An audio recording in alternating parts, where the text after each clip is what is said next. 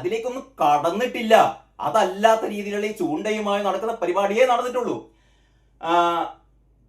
സ്ത്രീകളുമായി അയാൾ ബന്ധപ്പെട്ടു എന്ന് തന്നെ ഇരിക്കട്ടെ. അതാണ് അഞ്ജു പാർവതി പറയുന്നത്. എന്താ പറയുക, ഇനി ഒരുപാട് സ്ത്രീകളുമായി അയാൾ ബന്ധപ്പെട്ടു എന്ന് തന്നെ ഇരിക്കട്ടെ. അതൊക്കെ ബലാത്സംഗമാണെങ്കിൽ അല്ലേ ക്രൈം ആകുന്നുള്ളൂ. പിന്നെ ഗർഭഛിദ്രം, അതുമായി ബന്ധപ്പെട്ട കാര്യങ്ങൾ, അതിൽ അപ്പുറത്തെ വശത്ത് നിന്ന് ശബ്ദ സാന്നിധ്യമല്ലാത്ത ബോഡി പ്രസൻസ് ഇല്ലെന്നിരിക്കെ അവർ നിയമപരമായി മുന്നോട്ട് പോകാതിരിക്കുവോളം അത് അവർ രണ്ടുപേരുടെ മാത്രം സ്വകാര്യതയല്ലേ.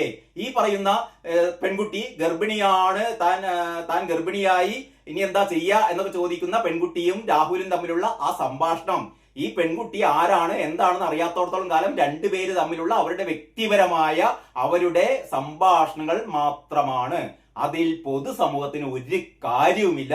ഈ പെൺകുട്ടി അല്ലെങ്കിൽ നിയമത്തിന് മുന്നിൽ വന്നു പറയണം, എന്നെ ഇതാ ബലാത്സംഗം ചെയ്ത് ഗർഭിണിയാക്കി എന്ന് പറയണം. അല്ലാതെ എന്താ പറയാ, പരസ്പര സമ്മതത്തോടെ പരസ്പര ഇഷ്ടത്തോടെ ലൈംഗിക ബന്ധത്തിൽ ഏർപ്പെട്ട് ഗർഭിണിയായ ശേഷം ഈ രീതിയിലുള്ള ഒരു വൻ ക്രൈം ചെയ്തു എന്നൊക്കെ പറയുന്നതിൽ ഒരു കാര്യവും ഇല്ല.